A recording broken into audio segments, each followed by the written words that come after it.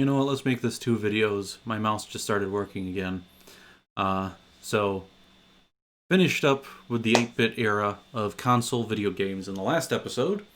So let us continue on with the 16-bit era of console video games, which is honestly where I joined console video games when I was a kid. So the 16-bit era, or 4th generation, kicked off with the release of the NEC's TurboGrafx 16 in 1987, 1 year before I was born. With this new era came hardware more powerful than their 8-bit counterparts, able to handle more colorful and detailed graphics and more complex games. However, the first system to truly gain momentum worldwide was the Sega Mega Drive, Sega Genesis in North America, as it was feasible to make 16-bit console hardware based off their Sega System 16 arcade hardware. Sega released this console in order to compete with the aging 8-bit Nintendo Entertainment System. The Mega Drive did fairly well, at least with games like Altered Beast, which the only thing I know of that game is Rise from Your Grave, which is apparently the very beginning of like the first or every level. I'm not sure. I actually first heard it in a video that's no longer on YouTube called AMV Heck.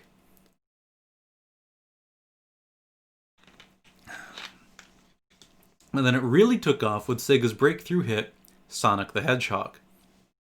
Nintendo saw its almost monopolistic dominance erode with the competition's more advanced hardware, and they responded with the Nintendo Entertainment System. The fierce console war between the Mega Drive and the SNES defined the era for most players, with advertisements from either company famously lobbing insults at how the opposition's games or hardware weren't good as their own. Nice job on that editing, whoever wrote this. In terms of actual game design, the 16-bit era wasn't as big of a leap as the 8-bit era was to the Golden Age. However, one notable technological improvement that sets this generation apart from 8-bit is the advent of faux 3D scrolling, i.e. Mode 7. The most successful games of the 16-bit era were often fleshed out and refined versions of their 8-bit counterparts design-wise.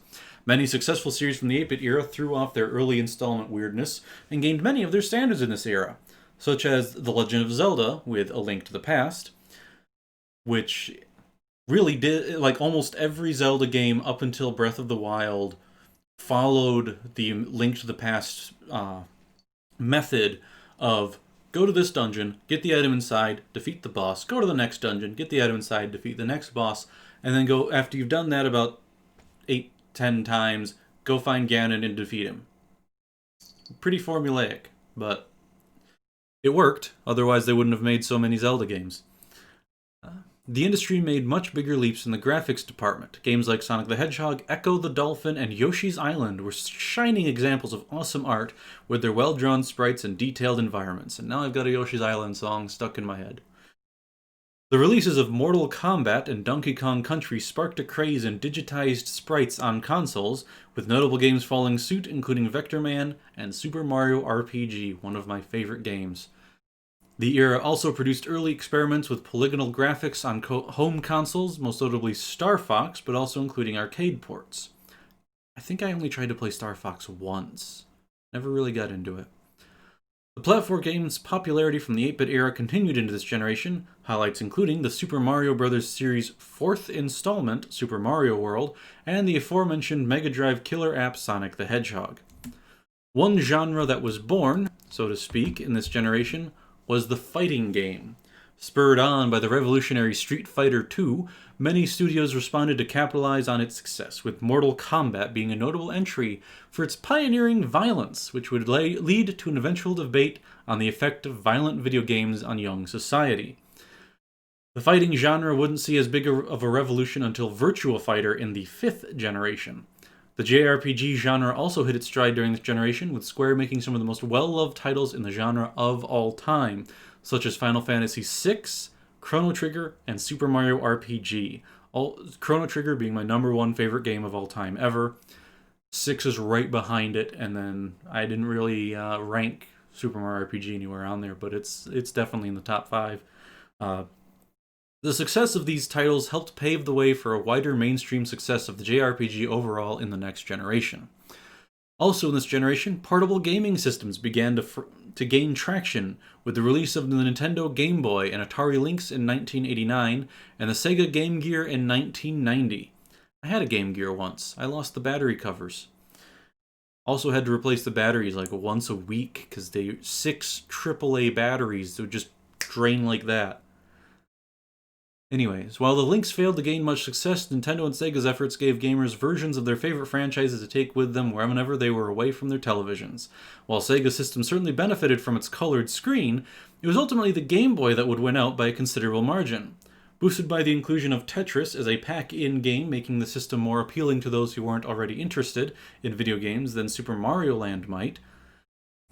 And it says, sound familiar with a link of useful notes, Wii. Though the fact that it was significantly cheaper, more pocketable, and had much better battery life also helped. Its success would continue into the next generation. One might say this generation ended when the Super NES was officially discontinued in 2003, having lasted a few years longer in Japan than America and elsewhere, but the Mega Drive, officially discontinued in 1998, has had an active afterlife. Licensed games by third-party developers have been sporadically released into the new 10s, and licensed Mega Drive units with built-in games are still being sold today. The Super NES would later see similar plug-and-play units being released, if only for a limited time. And I actually do have a SNES Classic on my shelf next to the TV here. Excuse me, though I have actually hacked it to play ROMs that it didn't originally have on it because it didn't have Chrono Trigger. Why wouldn't you include Chrono Trigger? It was one of the best Super Nintendo games ever on a Super Nintendo flashback console. Moving on. As an aside, this generation is also known for looking different depending on whether one lived either within or outside North America, with Sega's console having completely different brand names, Mega Drive or Genesis as aforementioned, and the Super Nintendo having very different aesthetics for its casing and color scheme. The rounded, darker gray console and multicolored convex controller face buttons for the Super Famicom and European SNES, or the boxier light gray console and purple convex and lavender concave face buttons for the North American SNES. While this didn't matter back then, since most people didn't have internet access back then, this has led to online debates in the Anglosphere years later over which of Sega's consoles' brand names and the Super Nintendo's aesthetics were better. So, rather than reading through all of those, though I did just see ActRaiser on there. ActRaiser was a pretty fun game. Had to rent it, though, I think. No, actually, we had the ActRaiser cartridge, which means that I should still have it. Probably in my storage closet. Anywhoozle, the 5th generation of console video games, sometimes referred to as the 32/64-bit era, but referring to consoles by their bits started to fall out of style in this generation, was a time of many of the biggest leaps forward in the industry in terms of design, graphics, and storytelling in video games, as well as the way video games were viewed and played. The big word of this era was 3D. The 16-bit era had a few scattered experiments to bring polygons to primarily sprite-based consoles, most notably Star Fox. But when the revolutionary Virtua Fighter hit the arcades, polygons finally took off. And that's legitimately hits the arcades, because arcade games were still a much bigger thing in the late 90s, early 2000s. They're almost impossible to find nowadays, from what I can tell. Suddenly, the addition of a third dimension seemed to make the sprites of the past look outdated, and polygons were said to be the future of video gaming. Both Nintendo and their newly emergent rival Sony caught on to the excitement towards polygons, and so they designed their respective consoles, the Nintendo 64 and the PlayStation, around polygonal rendering from the very start. Sega, on the other hand, didn't catch on until their own console was too far in development. Thus, the Sega Saturn became notorious among developers for its difficulty to develop 3D games for. Ironic, considering that Virtua Fighter, the game that caused the 3D boom, was their own product.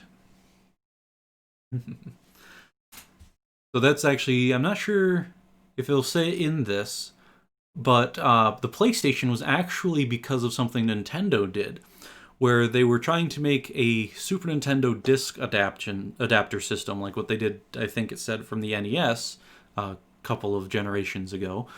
But partway into the project, when Sony had already made the disc reader itself, Nintendo just went, oh no, never mind. We'll just move on to the next generation of console. And Sony just went, okay, fine. We'll take what we made and make a game system ourselves. And history has been made.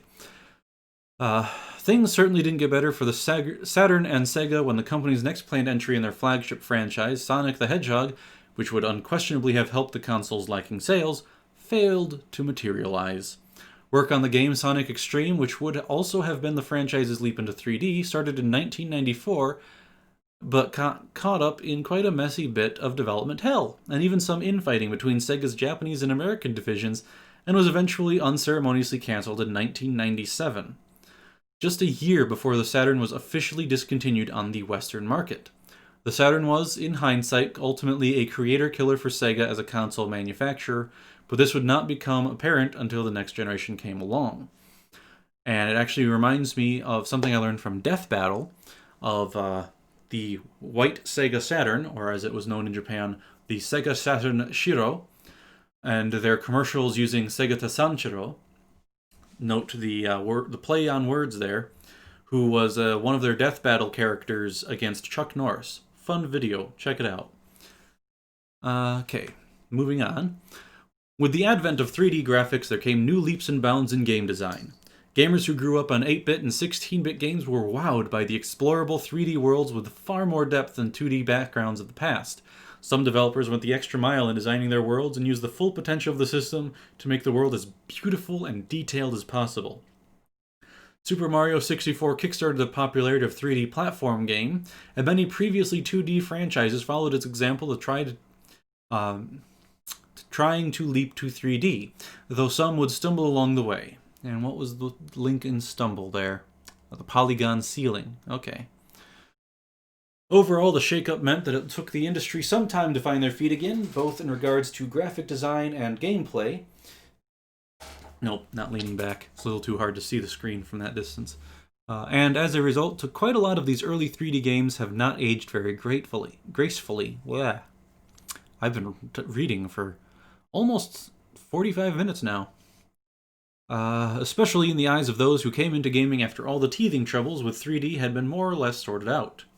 Another big development of the 5th generation was story and presentation. Two of the PlayStation's biggest killer apps, Final Fantasy VII and Metal Gear Solid, gained much fame for tipping the story-to-gameplay ratio towards the story end. These two games were noted for their highly complex stories, especially Metal Gear Solid, which delved into deep characterization and had much more reason to them than justifying the gameplay. The later, I think that meant latter, especially took full advantage of its 3D space to introduce several tricks from the world of film. There is a small joke about the Metal Gear Solid franchise, which is just let Hideo Kojima make a movie already. Because that's what he wanted to do from the beginning, is he wanted to make movies. There's Did You Know Gaming about Hideo Kojima. He wanted to just make movies, but he couldn't get into the film industry, so he started making the Metal Gear Solid series instead. And eventually you had like 4-hour cutscenes, I think. That might be an exaggeration. I honestly haven't actually played any of the Metal Gear Solid games. On the N64 side, The Legend of Zelda Ocarina of Time was released to great fanfare for its groundbreaking depth of control, varied atmosphere, and cinematic presentation. The 5th generation was the time when optical discs became the standard for consoles. The CD-ROM was an ideal format for developers at the time. Very cheap to produce, and it had higher capacity than the cartridges of previous eras. The only real drawback to the format was the potential of piracy, which really was not that big of a deal to most third-party studios. The PlayStation and Sega Saturn both used CD-ROMs as their format because of their benefits. The N64 was the only console to refuse this trend. Nintendo's early experiment with discs, the Famicom Disk System, was very easy to pirate for, and the massive losses for the add-on rendered Nintendo massively cautious with piracy ever since. The N64 suffered from a lack of third-party support because of its use of cartridges, which were expensive to produce, hard to program on, and had low capacity compared to the CD-ROM. The use of cartridges also hampered what could have been the N64's greatest advantage, namely that it was, at least on paper, the console with the most powerful graphical capabilities. But this technical edge over Sony's PlayStation only ever rarely managed to shine through in practice due to the relatively high difficulty in squeezing such graphics out of cartridges. The era marked many developments in terms of how games were controlled. The N64's controller was rather awkwardly designed compared to the more practical format codified by the SNES, but the controller featured a revolutionary development: a thumb-controlled analog stick. The analog stick was key to controlling 3D games because they allowed a fuller range of control over the player character that couldn't be achieved with a D-pad, which stands for digital pad, I believe. So you had the analog stick and the digital pad. The PlayStation controller didn't initially have an analog stick, and I do remember playing with one that didn't have it, but it eventually one-upped the N64 with a DualShock controller, which featured not one, but two analog sticks. One primarily for controlling the player's movement, and one primarily for the camera. Unlike the N64's C-pad, a second analog stick gave the camera more freedom in movement. And Sony didn't patent using the right stick for this purpose, like Nintendo did with their C-pad, making camera screw and thus interface screw much less common than in N64 games. The rumble feature, standard in most controllers today, also originated in this era. It originated as the Rumble Pack peripheral for the N64, and it proved highly popular for giving games a new sense of realism, by vibrating the controller whenever something forceful happened within the game. PlayStation also adapted this feature for itself in the DualShock controller, in its case incorporating the rumble into the controller itself rather than being an add-on. With very few exceptions, every console from that point on has incorporated a rumble into the controller. And the note is probably the exceptions. Oh no, it says the later PlayStation 3's original 6-axis controller omitted rumble due to fears it would interfere with the controller's motion control, though it would come back with the later DualShock 3. Okay. Meanwhile, on the portable scene, the Game Boy continued to go almost entirely unchallenged. SNK's Neo Geo Pocket and Bandai's Wonder Swan would only find small audiences in the markets they reached and do little to dent the fortunes of the monochrome machine. And I did not realize that the Wonder Swan was a portable thing. I've read about it because there's a bunch of Digimon games for the Wonder Swan that never made it to America because I think the Wonder Swan never made it. And I'd be really interested in playing those at some point, because they detail the history of a character in Tamers named Ryo Akiyama, or Akiyama Ryo in proper form, that you don't know much about, because he just shows up one day, helps out the team, and that's about it. You don't really get any backstory for him. But indeed, the aging brick was only just hitting a new stride when Pokemon Red and Blue, if not the first, then definitely the codifier of the social game, became the unexpected mega hit of the generation, spawning countless tie-ins and spin-offs to rival even the plumber himself. The console would finally get revised into the smaller Game Boy Pocket, but the big update to the line would be the self-explanatory Game Boy Color, which finally gave players on the go a color screen system with decent battery life. All in all, this generation stands as probably the biggest leap forward in the history of gaming in both graphics and stories, from sprites to polygons, and from excuse plots to deeper and longer-lasting stories. And I did actually have a Game Boy Pocket and Pokemon Yellow version. Probably still have that Pocket somewhere in the basement at Mom and Dad's. Probably doesn't work anymore because it's been in the basement forever, but still. So our 6th generation of console games was a time of the maturing of the video game industry. It was a time when many trends were started that would reach their height in the 7th generation. The first out of the gate this time was Sega. Things had been looking very grim indeed for Sega after the disastrous launch of the Saturn and its subsequent failure, so the company decided on going for a gamble. The Sega Dreamcast was touted for its online features, with online play and downloadable games, as well as reviving the Sonic the Hedgehog series that was strangely on hiatus during the 5th generation, which we already covered some of that with the previous generation. Knowing that their new console more than anything needed a killer app to stay afloat, Sega decided to bank on another gamble and gave designer legend Yu Suzaki free range to put an auteur project of his own together.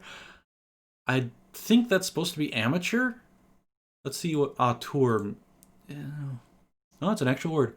Auteur. A filmmaker whose personal influence and artistic control over a movie are so great that the filmmaker is regarded as the author of the movie. Interesting. The result was the very ambitious and groundbreaking Shenmue, which, with its release in 1999, stood out as one of the earliest entries into the wide-open sandbox genre. But Shenmue, while celebrated for its very impressive graphics and the scope of its ambition, also failed to become the ace in the hole that Sega had hoped for. While ending up as the fourth best-selling title for the console, its development had been very pricey, and despite the good sales, the game ultimately failed to break even against its very high budget, and therefore it only ended up adding to Sega's financial woes. Meanwhile, Sony, who hadn't even broken a sweat in the last generation's console wars, was gearing up to release the PlayStation 2. The hype surrounding this console, as well as many dubious or bad decisions on Sega's part in previous generations, leaving them with a shaky public opinion, only made sales worse, and eventually Sega had to concede defeat. And as such came the sad and swift end for the Dreamcast, as it was discontinued in early 2001 in the West. Like the Saturn, it lasted a little longer in Japan. And the former console maker, which a mere decade before had gone toe-to-toe with Nintendo, had to drastically downside? I think they meant downsize, and go third party. Coming in during 2001 was Nintendo with the GameCube, typically given the acronym GCN, as in GameCube Nintendo, their first console to use optical discs, albeit based on mini DVDs, so they're like, yeah, about that big, rather than the standard 8-inch/20 centimeter size used by the other consoles. Software giant Microsoft made the surprising announcement that they were going to enter the video game industry with a console based on PC hardware, the Xbox. It released shortly after the Dreamcast's demise in November 2001. It was in this generation that multi-platform games started to become much more common. Excuse me. Unlike previous generations, the consoles were much more alike in terms of their basic design philosophies and capabilities, so games could now be more easily produced for the PS2, Xbox, and GCN all at once. About halfway through this era, this was often reduced to PS2 and Xbox due to Nintendo's kiddie reputation and the GameCube's low storage capacity on its discs. Note, however, its graphical capabilities were the second best of this generation's consoles, only behind the Xbox. Interesting. Multi-platform releases in this generation generally tended to fall into two categories. Those which were designed with the PS2 in mind and only slightly upgraded for the other two consoles, and those which were designed with the GameCube, Nintendo, and or Xbox in mind and later downsampled for the PS2, Resident Evil 4 being the biggest example. Fortunately for Sony, the former type examples of multi-platform games vastly outnumbered the latter types, meaning that the gulf in capabilities between its console and the other two generally wasn't obvious, though the examples of the latter type did lead to the system suffering its share of porting disasters. Online gaming for consoles emerged in this era, and then I'm going to skip that huge paragraph. Okay, we'll go down to these three here. In this generation, teenagers and young adults, rather than children, became the majority demographic for video games. The industry as a whole had already been undergoing a steady shift towards darker and edgier since the 16-bit era, but it was this generation where demographics really changed. Dark and violent video games like God of War, Resident Evil 4, and Grand Theft Auto redefined the medium as primarily for the older crowd rather than for kids. Nintendo's reputation, particularly with the nascent gaming press, for being the uncool kids game company, put them in a bad position because of these trends, which wasn't helped by the GameCube's toy-like appearance. Sony and Microsoft, on the other hand, developed a more core reputation and their subsequent adoration by the press because of the many darker games released on their consoles. I do want to mention, though, an episode of X-Play way back in the day where they took a PlayStation 2, an Xbox, and a GameCube and tested them. First test was a drop from chest height. The second test, was a hit with a sledgehammer while it was on the ground. The third test was they got up on a balcony and dropped it from there. After the first test, the PlayStation 2 stopped working. After the second test, the Xbox... I think the second test, the Xbox and GameCube survived, but the third test killed everything but the GameCube, which you had to set something on the lid to keep it on, but it worked. Which is one of the things about Nintendo that I think is amazing, that leads to the joke of their things being made of Nintendium, is that they build stuff sturdy. I've only once had a Nintendo console go bad in a way that I had to actually send it in for repairs, aside from the NES that I bought, but I actually got it that way by accident. Because it was already old and it was in a thrift shop. But anyway, they make their stuff tough. I remember reading about a guy who dropped his Nintendo Switch out of an airplane to test its durability, and while one of the Joy-Cons was destroyed, the system itself was fine. But anyways, genre-wise, this generation is notable in the fact that there is no genre that absolutely defined the era. Games from all sorts of genres, from action game to action-adventure to first-person shooter, with Halo debuting in this generation to great success and helping to popularize FPS in this gen and especially the next, to platform game to RPG, sports games, la-da-da-da-da. This saw equal measure of success. This led to the 6th generation being the most diverse era in terms of game variety. Lastly, on the handheld front, Nintendo's Game Boy Advance dominated the market, being essentially a portable Super Nintendo. When compared to the non-portable consoles of the era, it lagged only behind the PlayStation 2 in terms of sales. Well, to be fair, every console the PS2 lagged behind the PS2 sales-wide, given that the PS2 was the highest-selling video game console in history. It would be Nintendo's last 2D system and the last of the Game Boys, notably backward compatible to even games from the first Game Boy, at least in its original model, as it would be replaced by the Nintendo DS.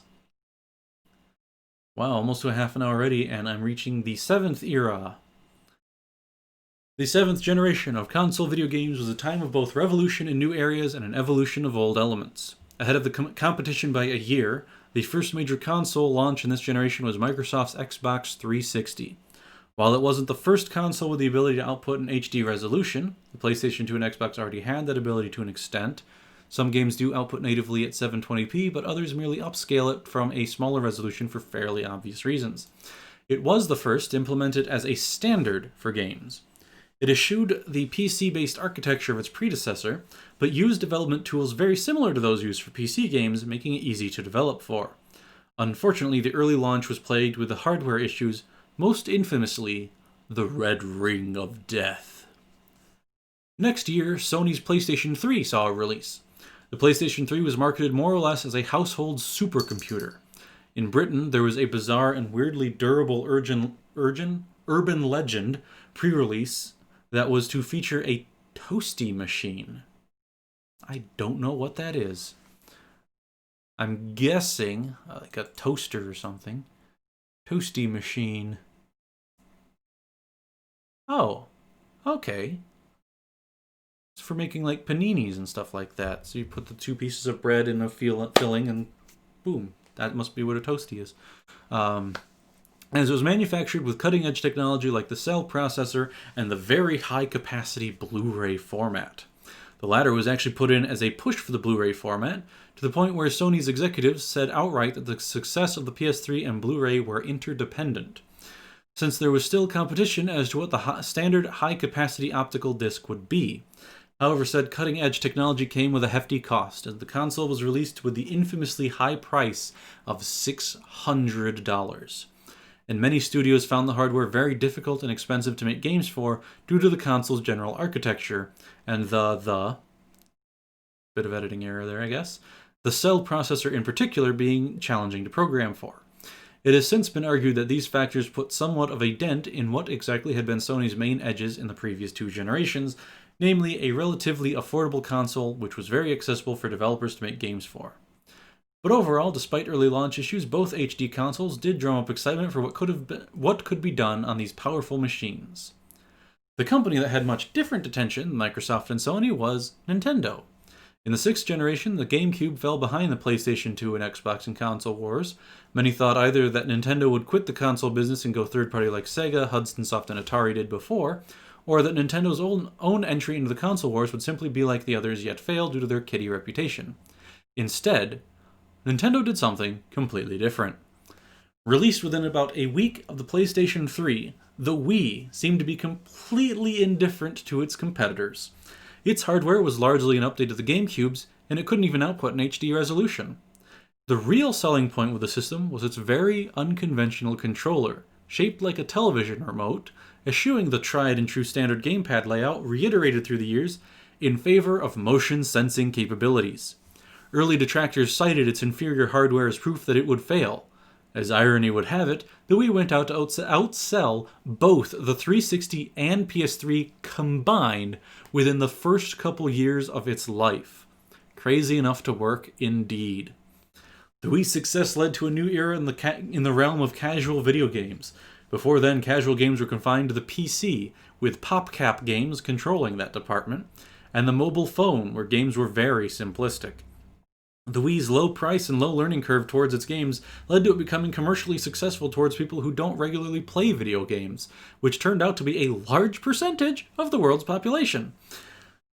The motion control was revolutionary in that moving the controller around was much easier to learn than knowing where all of the controller's buttons were, and using each of them for a specific function. Because of this, the competition followed its lead. Microsoft introduced the Kinect add-on to the 360, which allowed a no-hands approach to motion control, similar to the iToy for PlayStation 2, and it became very successful for its even greater simplicity to control. Sony introduced the PlayStation Move to the PS3, which garnered much critical acclaim for its greater depth of control than either the competition, but didn't quite capture the attention of consumers as much because its appearance was suspiciously similar to that of the Wii Remote and Nunchuck.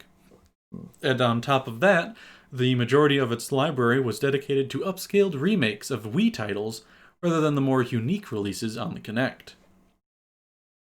Thanks to the success of motion controls allowing for sports, dancing, and aerobics to force players to experience a workout in order to play, the Wii, Kinect, and PlayStation Move had been applauded by many for their fitness potential. Though I do want to make a brief mention here, a friend of mine who had a Wii, we played Wii bowling sitting in armchairs. Like, you were supposed to do the whole stand up and bowl as normal thing, but we just sat there and it was hilarious. We legitimately just did it to see if we could. In a time when people were becoming more fitness oriented, games using motion control had become one of the largest markets in the video game industry. They have also brought in a substantial female audience who were mostly ignored by the male-dominated market, and with clear defined girl games having the stigma of either being overly easy, overly feminist, or overly girly. I've been going at this for an hour now. Very rarely did these games achieve anything resembling critical or commercial success. Most non-gamer women were drawn towards the casual games, especially since many were marketed towards women concerned with their fitness, or towards women with no prior gaming experience. It is thanks to this newly created genre of games that women would become a major part in video games, and their presence now affects not only the way companies make decisions when creating their games, but it also led to the tearing down of many prejudices that were held towards women and their relationship to video games. I believe that tearing down is actually still ongoing from a lot of stuff that I've seen. Another realm where casual games became massively successful turned out to be the handheld market. The Nintendo DS, which was released in 2004, for some reason I thought it was later than that, was named the Developer's System in hope that it would inspire innovative design from developers. So the Developer's System is where the name DS comes from, not dual screen. There's a little note there about that. It managed to gain widespread popularity among casual gamers for the simplicity of its games controlled by simply using the touchscreen, as well as earning the appeal of traditional gamers for its traditional controller setup. The DS's success foreshadowed the success of games in the smartphone and tablet market. Not only was the iOS easy to develop for, but it was powerful enough that it could support a variety of games. The success of iOS games led to many other smartphones getting their own libraries of games, and the rise of smartphones as a viable gaming device. On the other side of the handheld arena, Sony released the PlayStation Portable, aka the PSP, handheld device in 2004 as well. They attempted to use the device not only as a powerful gaming machine, but a complete multimedia device capable of playing not only Sony's new heavily invested UMD format, but also MP3 digital video, etc. The device had healthy hardware sales early on, but was outpaced by the DS. The UMD format failed to expand as digital downloads for movie media also began to rise. For example, when I had a PSP, I downloaded all of Tengen Toppa Gurren Lagann, which overloaded my internet limits, because that's when I had those. It was like when I hit that point, they shut down my internet until I could pay off what I had used.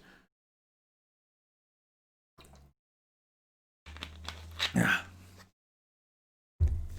It achieved strong success primarily in Japan, however, thanks in no small part to the new phenomenon that was the Monster Hunter series, and various other Japanese developers and publishers finding the device the perfect home for several titles.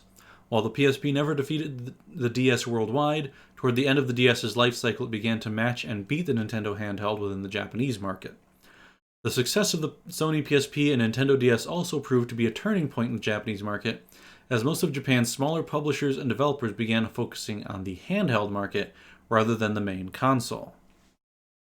The success of casual and indie games on mobile devices, and mobile devices themselves growing in power, has also led to a wave of change in the video game industry. For the first time, games of nearly any bit quality can be played on portable consoles, and the quality of portable games have begun to close a gameplay and graphical gap that has long existed and prevented console games from having authentic handheld release. Another phenomenon was the arrival of casual video games now becoming family night game events. Or family game night events, that was my fault. Much in the same way card games and other family games were for earlier generations. This represented a true turning point in the history of video games and entertainment as a whole. A ghetto had begun being torn down, and video games, once seen as toy-like novelties for children or murder simulators, were finally gaining mainstream acceptance. Despite pulling in larger crowds than video games have ever had before, hardcore gamers, as they came to be called in this era, have eschewed these casual games, and the systems have largely been panned by this audience, believing the increased focus on casual games to have allowed the industry to decay. Even though, as we have just heard, it bolstered the industry quite a bit. I consider myself a casual gamer. I play a lot of video games to 100% completion most of the time, but I still consider myself more of a casual gamer than any sort of hardcore. However, developers of hardcore games carried on with their traditional work mostly unaffected by the success of the casual market.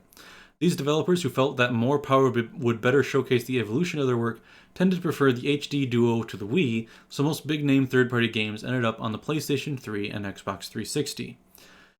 Many trends set during the 6th generation would be taken to higher levels in this generation. This generation marked a visible merging between the console and PC mediums. Prior, the history of PC gaming was mostly separate from the history of console gaming due to the power and capability differences. In this generation, multi-platform games shared between the PS3, 360, and PC became very common. Well, there's a lot more paragraphs there. Oh yeah. See, there's a paragraph about the controversies with the moral guardians about violence in video games, which Game Theory did an episode on that I really enjoyed. So, okay, the last paragraph of this particular generation. Finally, and perhaps most importantly, the question of video games as an art form reached a new apex. Alongside animation, which is overcoming its own ghetto during this generation, the quality of story, characterization, and voice direction in video games has gained a new realism previously unique only to live-action media. By the end of the generation, games such as The Last of Us have become cultural phenomena for their believable characters and strong writing, while Hollywood actors now regularly appear in titles, such as the apparently delayed Cyberpunk 2077 starring Keanu Reeves. Well, that's for the next generation or two, because I don't know when Cyberpunk 2077 falls in the spectrum of consoles. With the ability to render hundreds of thousands of polygons at once, graphics are capable of near photorealism, which, capitalizing on the uncanny valley, draws in people to the far more human-like characters presented to them. Avant-garde video games also came to the forefront thanks to the indie game market's power. Video games made for the sake of art appeared, and some major titles with and without the aforementioned Hollywood approach also carried a very strong vibe of emotional realism and vibrant character development unseen in video games before. Thanks to graphical advancements rendering photorealism a near standard, this helped supporters of video games as art gain support. As we move into the 8th generation, the debate continues and supporters continue to make gains, especially through story-heavy games. Story-heavy games, however, also picked up their detractors from several camps, because everything does eventually. One being those who felt that the over-reliance on shallowly deep plots... Shallowly deep? That's an oxymoron if I've ever read one. Huge budgets and ultra-realistic voice action and direction led to video games losing their surrealistic value.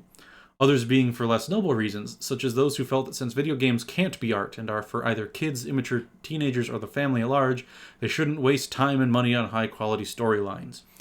But these became minority viewpoints shrinking with time. As video games as a medium mature, they are now being seriously considered as a true form of artistic entertainment. So the 8th generation is, I believe, the current one? I gotta close the folders so I can scroll down faster. Yes, the current generation is the 8th generation of video games, or video game consoles, and the 9th is expected to begin this month with the release of the PlayStation 5 and Xbox Series X and Series S dual. And I'm skipping over the 8th generation because this video is now 41 minutes long, and I don't know who's going to be watching this all the way through. Probably nobody. Despite being thrown off the standard generational cadence by throwing in the towel with the Wii U and launching the Switch halfway through last round, Nintendo remains in the mix doing what they do best, making Nintendo games. So, we don't know... Oh wow, that's actually got a useful notes page. We don't know if... Okay, so the Switch is technically a 9th generation console, because the Wii U was their 8th generation console. But that's going to be where I'll end this video. Maybe I'll split it partway through. I don't know. Either way, till the next, live well, and I will be reading that book for the next one. I might do, like, that as multi-chapter stuff in its own playlist. I don't know. Depends on if more people watch my stuff and are interested. So, till the next, live well.